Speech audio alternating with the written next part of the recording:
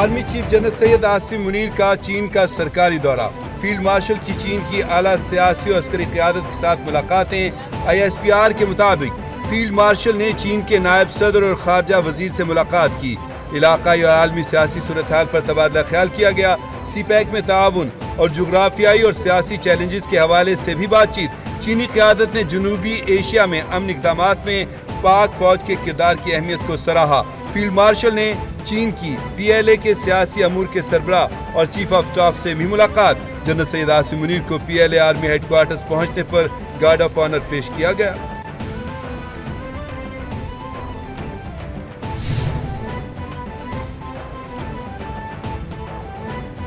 یورپی یونین کی سفیر ڈاکٹر رینا کیونکا کی وزیراعظم سے الوداعی ملاقات۔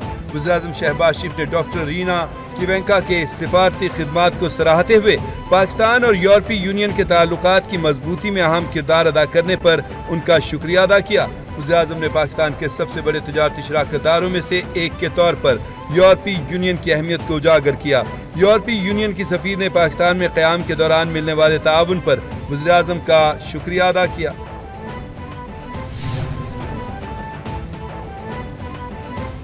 نائب وزیراعظم وزیر خارجہ اسحاق ڈار کا دورہ امریکہ۔ نائب وزیراعظم اسحاق ڈار واشنگٹن پہنچ گئے۔ واشنگٹن پہنچنے پر امریکہ میں پاکستان کے سفیر رضوان سعید شیخ اور سفارت خانے کے سینئر حکام نے استقبال کیا۔ نائب وزیراعظم وزیر خارجہ آج امریکی وزیر خارجہ مارکو روبیو سے ملاقات کریں گے۔ اسحاق ڈار اور امریکی وزیر خارجہ مارکو روبیو کے ساتھ ملاقات کے دوران پاک بھارت سمیت دیگر معاملات زیر بحث آئیں گے۔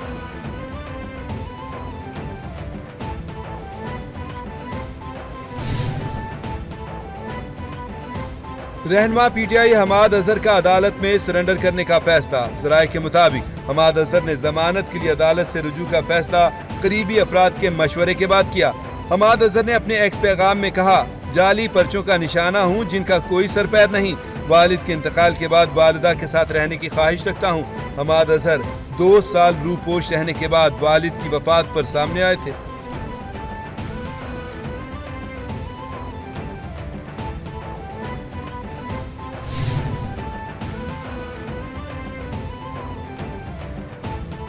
سابق گورنر PTI MN میاں اظہر کے انتقال پر تعزیت کے لیے آنے والوں کا سلسلہ جاری۔ چیئرمین پاکستان تحریک انصاف بیرسٹر گوہر کی حماد اظہر کی رہائش گاہ آمد۔ چیئرمین PTI نے میاں اظہر مرحوم کی وفات پر حماد اظہر سے تعزیت کی۔ ڈپٹی اپوزیشن لیڈر معین قریشی، پارلیمانی لیڈر علی امتیاز ولائچ، MP حافظ فرحت، فروخ جاوید مون، ایڈوکیٹ ابوذر سلمان نیازی بھی اس موقع پر موجود تھے۔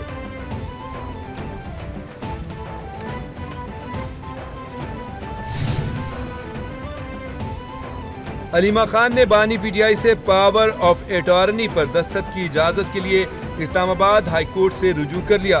درخواست میں موقف اختیار کیا کہ سپریم کورٹ میں اپیل کے لیے بانی PTI کے پاور آف اٹارنی پر دستخط ضروری ہیں۔ سپریم کورٹ سے رجوع کے لیے مقررہ مدت ختم ہو رہی ہے۔ دستاویزات کو بانی PTI کے دستخط کرا کر واپس نہیں کیا جا رہا۔ جیل حکام کو حکم دیا جائے کہ بانی PTI سے پاور آف اٹارنی پر دستخط کرانے کی اجازت دیں۔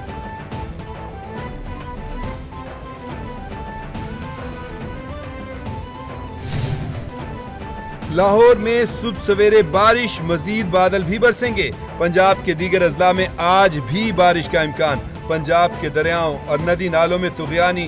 لاہور، سیالکوٹ، فیصل آباد، گجرانوالہ میں اربن فلڈنگ کا خدشہ۔ دریائے چناب میں ہیڈ مرالہ اور ہیڈ قادرآباد پر نچلے درجے کا سیلاب۔ کوہ سلیمان کے پہاڑی علاقوں میں بارش سے ندی نالوں میں طغیانی۔ فلڈ کنٹرول روم کے مطابق دریائے سندھ میں پانی کی سطح میں اضافہ جاری۔ کوٹ مٹھن کے مقام پر 3,42,000 کیوسک پانی گزر رہا ہے۔ کالا باغ، چشمہ اور ناہ براج کے مقام پر درمیانے درجے کا سیلاب۔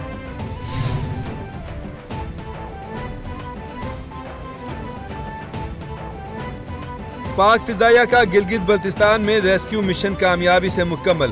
پاک فضائیہ کے C-130 طیارے نے 25 جولائی کو گلگت بلتستان میں پھنسے سیاحوں اور مقامی افراد کو خصوصی پرواز سے ریسکیو کیا۔ ریسکیو کیے گئے افراد میں 82 شہری، 25 پاک فوج کے اہلکار اور 18 پاک فضائیہ کے اہلکار شامل۔ پاک فضائیہ کا طیارہ قادری بیس سے صبح 8:52 پر روانہ ہوا اور کامیاب آپریشن کے بعد نور خان ایئر بیس پہنچا۔ 125 افراد کو قادری سے نور خان بیس بحفاظت منتقل کیا گیا۔ DGI-SPR کی لاہور میں مختلف مذاہب کے نمائندوں اور نوجوانوں کے ساتھ خصوصی نشست. کہا پوری قوم بلا کسی مذہبی امتیاز سیسا پلائی دیوار کی صورت کھڑی ہو کر فتح یاب ہوتی ہے. دشمن کو ہماری قومی یکجہتی سے اپنے مضمون مقاصد میں ہمیشہ مایوسی کا سامنا ہوگا. لیفٹیننٹ جنرل احمد شریف چودھری نے بنیان المرصوص میں پاک افواج کی کامیابی کو پوری قوم کی اجتماعی کامیابی قرار دیا. طلباء کا پاک فوج کو تاریخی فتح پر خراج تحسین.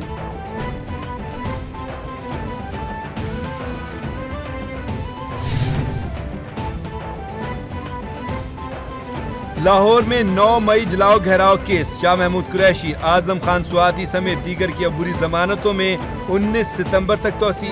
بانی پی ٹی آئی کی رہائش گاہ کے باہر اسلام آباد پولیس پر مبینہ حملے کے مقدمے میں شبلی فراز کے ناقابل ضمانت وارنٹ گرفتاری جاری.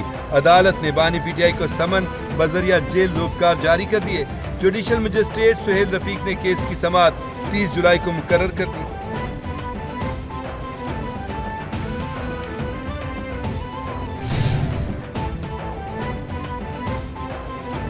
قبل از گرفتاری ضمانت مسترد ہونے کے بعد فوری گرفتاری ضروری ہے. صرف سپریم کورٹ میں درخواست کا دائر کرنا گرفتاری کو نہیں روک سکتا. سپریم کورٹ نے عدالتی احکامات پر عمل درآمد نہ ہونے کے حوالے سے فیصلہ جاری کر دیا. فیصلے کے مطابق عبوری تحفظ خودکار نہیں، عدالت سے واضح اجازت لینا لازم ہے. اپیل زیر التوا ہو تو بھی گرفتاری سے بچاؤ ممکن نہیں جب تک کوئی حکم نہ ہو. عدالت نے درخواست نمٹا دی.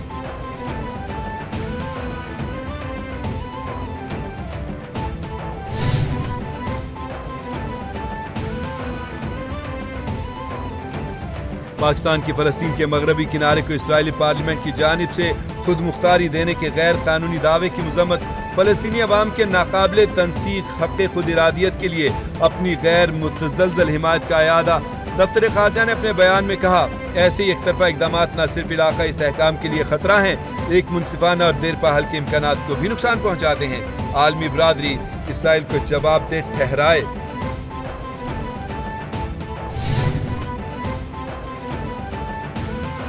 غزہ جنگ بندی مذاکرات میں پیش رفت نہ ہو سکی. امریکہ اور اسرائیل نے اپنے وفود واپس بلا لیے. امریکی نمائندہ خصوصی نے کہا حماس کی نیک نیتی اور غزہ جنگ بندی کی خواہش نظر نہیں آئی. اب ہم یرغمالیوں کو واپس لانے اور غزہ میں مستحکم ماحول لانے کے متبادل طریقوں پر غور کریں گے. اسرائیلی وزیراعظم نے الزام لگایا کہ حماس جنگ کے خاتمے میں رکاوٹ بن رہی ہے. حماس نے جنگ کے خاتمے کی ضمانتوں سے متعلق شقوں میں ترامیم کی تجاویز دی تھی.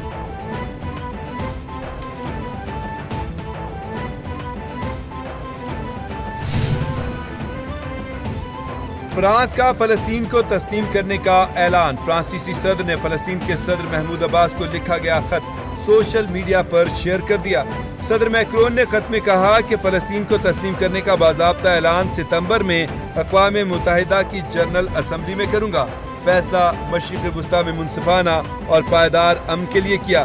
ہمیں فوری جنگ بندی، یرغمالیوں کی رہائی اور غزہ کے عوام کے لیے انسانی امداد کی ضرورت ہے. ہمیں یہ بھی یقینی بنانا ہوگا کہ حماس کو غیر مسلح کیا جائے.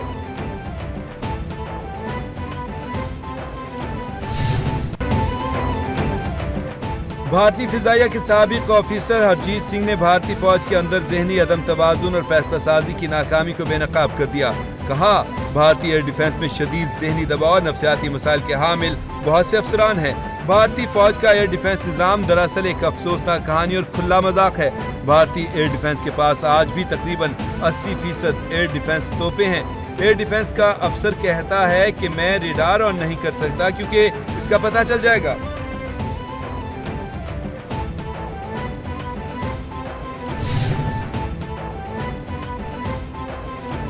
کراچی میں وزیر اعلیٰ سندھ سے ورلڈ بینک کے اعلیٰ سطح کے وفد کی ملاقات. مراد علی شاہ نے کہا کہ سندھ حکومت اور ورلڈ بینک کے درمیان 4.02 ارب ڈالر کا فعال ترقیاتی پورٹ فولیو ہے. ورلڈ بینک کا تعاون تعلیم، صحت، زراعت، شہری انفراسٹرکچر، سماجی تحفظ میں جاری ہے. سندھ حکومت کی ترجیحات میں پانی، صفائی، صحت، تعلیم، توانائی اور انسانی ترقی شامل ہے. ورلڈ بینک فوری طور پر کراچی میں ماہر پروکیورمنٹ افسر تعینات کرے.